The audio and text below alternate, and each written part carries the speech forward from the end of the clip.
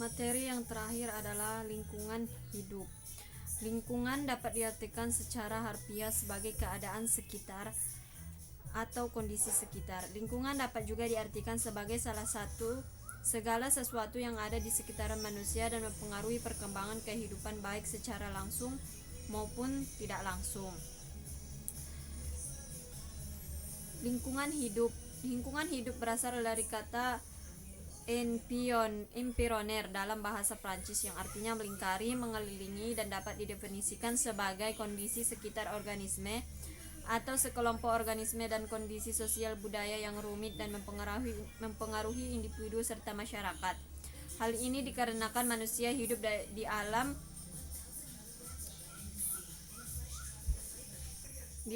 dan dunia sosial.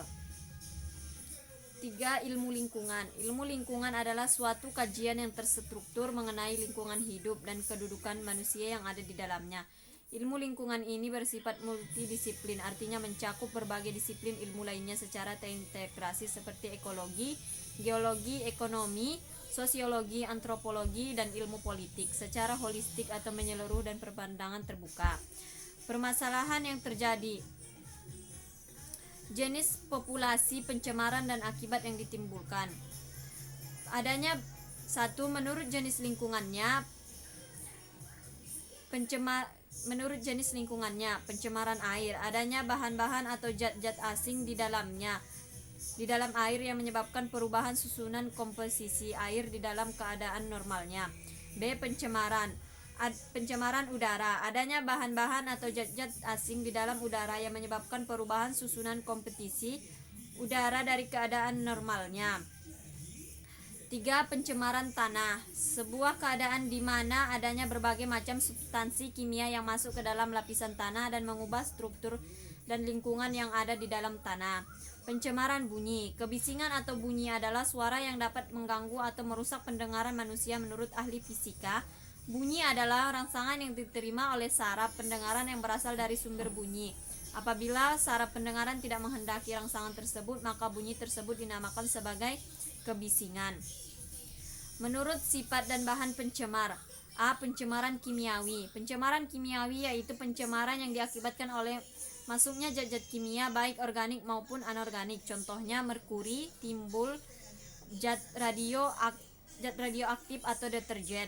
Pencemaran fisika. Pencemaran fisika yaitu pencemaran yang diakibatkan oleh masuknya benda-benda seperti kaleng plastik, kaca, atau karet. Dampak dari pencemaran fisika yaitu terganggunya ekosistem dan kelangsungan hidup makhluk hidup yang menghuni lingkungan tersebut.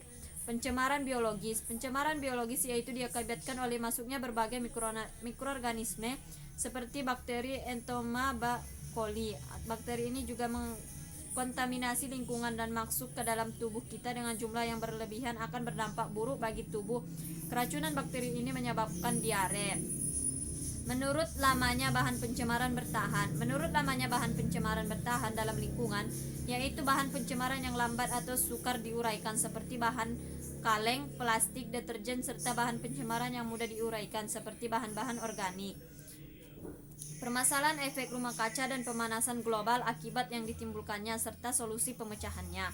Pemanasan global yang terjadi sekarang diakibatkan oleh peningkatan konsentrasi gas karbon dioksida di seluruh atmosfer bumi. Karbon dioksida atau CO2. CO2 dibutuhkan oleh tumbuhan dalam proses fotosintesis dan berperan penting dalam pertukaran energi antara bumi dan atmosfer. CO2 dapat ditembus oleh cahaya matahari dan menyerap energi sinar inframerah yang diradiasikan balik oleh bumi sehingga panas tidak hilang ke angkasa luar. Proses tersebut menghangatkan atmosfer bumi di bagian bawah dan lazim disebut sebagai efek rumah kaca karena konsentrasi CO2 secara alami adalah kecil di udara dibandingkan gas lainnya. Maka perubahan konsentrasi di dalam jumlah yang kecil akan mengakibatkan perubahan suhu udara karena adanya efek rumah kaca. Solusi yang dapat dilakukan guna mencegah peningkatan efek rumah kaca adalah hemat energi listrik, beralih dari pupuk non-organik ke pupuk organik, menggunakan bahan bakar ramah lingkungan, mengolah limbah peternakan melakukan reboisasi, batasi penggunaan plastik. Permasalahan penipisan lapisan ozon dan akibat yang ditimbulkannya serta solusi pencemarannya. Ozon merupakan gas yang secara alami terdapat di atmosfer, tersusun oleh 3 molekul oksigen atau bisa dilambangkan 03. Fungsi lapisan ozon sendiri adalah untuk melindungi bumi dari radiasi sinar ultraviolet yang dipancarkan matahari. Di antara dampak yang ditimbulkan dari penipisan lapisan ozon ialah akan meningkatkan radiasi sinar ultraviolet serta sinar matahari sampai ke bumi. Hal ini menimbulkan berbagai dampak langsung bagi kesehatan manusia, tumbuhan, dan hewan. Solusi yang dapat digunakan untuk mengurangi penipisan lapisan ozon adalah mengurangi penggunaan kendaraan pribadi, menggunakan bahan-bahan yang bersahabat dengan lingkungan, melakukan penghijauan, dan mengurangi penggunaan listrik. Permasalahan kerusakan terumbu karang dan mangrove akibat yang ditimbulkan serta solusi pencemarannya. Terumbu karang adalah suatu ekosistem di dasar laut karena laut tropik yang dibentuk oleh biota laut penghasil kapur, khususnya jenis-jenis karang batu dan alga berkapur bersama-sama dengan biota yang hidup di dasar lainnya. Kerusakan ekosistem terumbu karang tersendiri dapat disebabkan oleh beberapa hal, yaitu kerusakan alami dan kerusakan akibat aktivitas manusia. Upaya yang dapat dilakukan untuk mencegah dan memulihkan, mempertahankan, serta memperbaiki akibat kerusakan laut, khususnya ekosistem terumbu karang adalah kerjasama antar masyarakat dan lembaga, peran pemerintah dan lembaga, upaya perlindungan secara global. Mangrove. Hutan mangrove merupakan komunitas vegetasi pantai tropis yang didominasi oleh beberapa jenis pohon mangrove, yaitu tumbuh dan berkembang pada daerah pasang surut pantai berlumpur. Beberapa yang dapat menyebabkan kerusakan mangrove yaitu penambangan mineral, pembelokan air tawar, eksploitasi hutan, konservasi lahan, hilangnya wilayah hutan mangrove, reklamasi tumpuan wilayah hutan mangrove. Reklamasi dapat memusnahkan ekosistem mangrove. Upaya konservasi atau pelestarian kawasan ekosistem mangrove dapat dilakukan dengan sistem Wanamina. Wanamina adalah suatu pola agroforestry yang digunakan dalam pelaksanaan program perhutanan di sosial kawasan hutan mangrove. Penanaman bibit mangrove dalam sistem Wanamina yaitu membuat tambak atau kolam dalam saluran air untuk budidaya ikan seperti ikan bandeng. Permasalahan kerusakan hutan akibat yang ditimbulkan dan solusi pemecahannya.